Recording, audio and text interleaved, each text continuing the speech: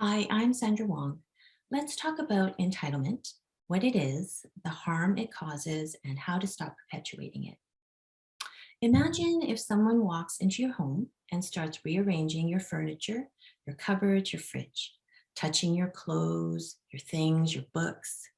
They tell you that this is how they've seen all furniture and cupboards and fridges everywhere else they've ever been arranged. So clearly, this is the way that furniture and cupboards and fridges should be arranged to work for everybody, including you. Maybe they've been in your house before, maybe they haven't. For sure, though, they have definitely not asked you anything about how the furniture or cupboards or fridge worked for you, why you arranged them the way that you did, and how you like things in your own home. They assumed that you would want their help, that you needed their help, and that they had the right help to give you. Entitlement is the sense of deserving something without having earned it. For example, when someone comes into your home and just starts rearranging things without asking you. Entitlement can often sit in the background of a person's motivations, like an invisible, unexamined, assumed belief that they have the right to be involved and to have a say in things that they might not know anything about, actually. So if you're on social media, you may have encountered this in the form of reply guys who will pop up into your feed and tell you exactly what they think about a post that you made, even though it's clear they don't have any experience on the subject. So when we talk about entitlement causing harm in DEIJB spaces and work, what we mean is when people speak from this unearned right, they crowd out or shout down voices and people who do actually have a stake in the conversation and in the outcomes of DEIJB work, people who are actually impacted by injustice and inequity.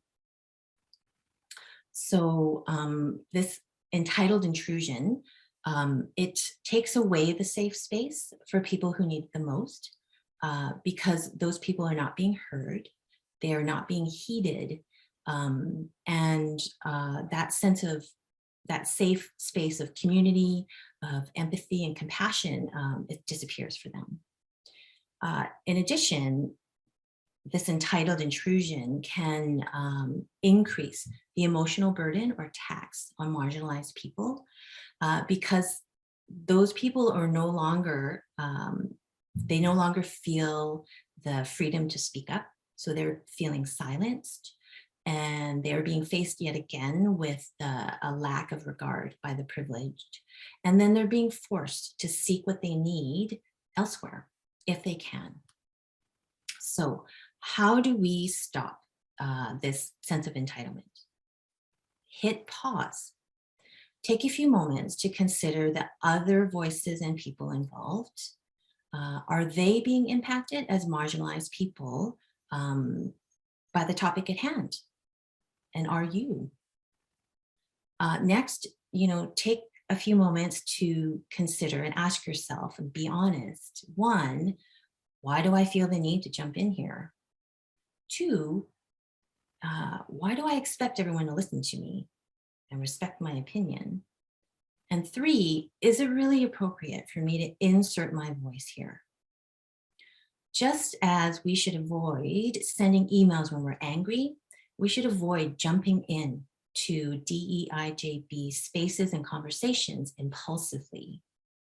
So practice hitting pause whenever you just feel the urge to wade in on a DEIJB conversation or space, and be honest with yourself about your motivations and expectations.